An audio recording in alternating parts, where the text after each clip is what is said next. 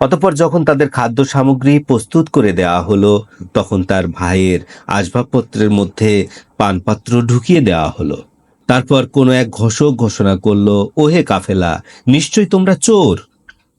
কাফেলা তাদের দিকে অগ্রসর হলো এবং বলল, আপনারা কি হারিয়েছেন? তারা বলল, আমরা বাদশার স্বর্ণের পানপাত্র হারিয়েছি।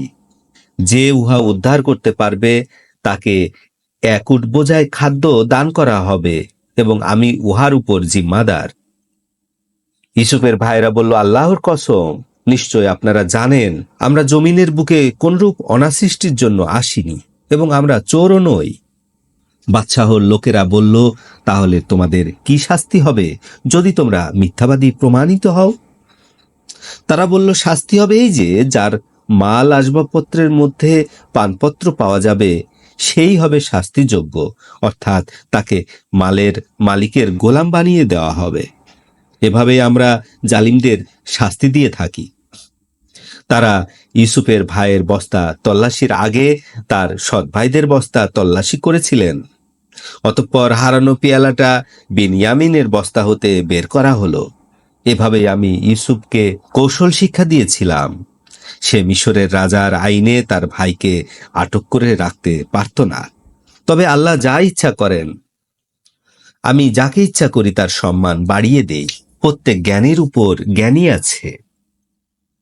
ইউসুফের সৎ ভাইরা বলল, এ যদি এখন চুরি করে থাকে, ইতিপূর্বে এর ভাইও চুরি করেছিল।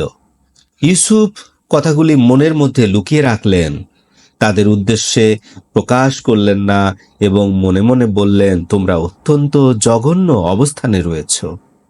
তোমরা যা বলছো আল্লাহ তাআলা সে সম্পর্কে বিশেষভাবে অবহিত রয়েছেন।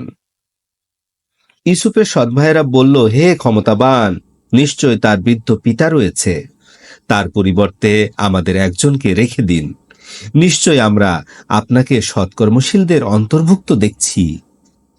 ইউসুফ বললেন, আমি উহা থেকে আল্লাহর আশ্রয় কামনা করছি যে, যার কাছে মাল পাওয়া গেছে তাকে বাদ দিয়ে আর একজনকে আটকে রাখব। নিশ্চয় তাহলে আমি জালিমদের মধ্যে গণ্য হব। তারপর তারা যখন ইউসুফ হতে নিরাশ হয়ে পড়ল, তখন তারা পরামর্শ করতে করতে বিদায় গ্রহণ করল। তাদের বড় ভাই বলল, তোমাদের কি স্মরণ নেই? তোমাদের পিতা তোমাদের থেকে আল্লাহর শপথ নিয়েছেন, এবং নিশ্চয়ই তোমরা ইতিপূর্বে ইউসুফের বিষয়ে যে ত্রুটি করেছ।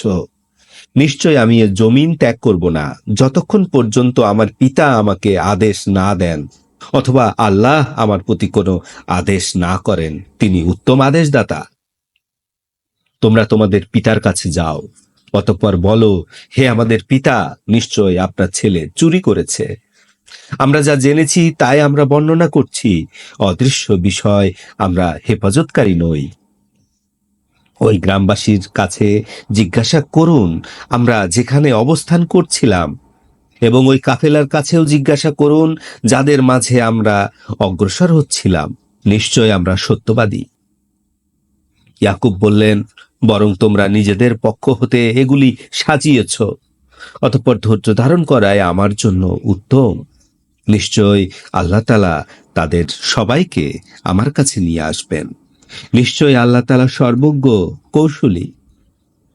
অতঃপর তিনি তাদের থেকে ফিরে থাকলেন এবং বললেন, হায় দুঃখ আমার ইউসুফ এর উপরে।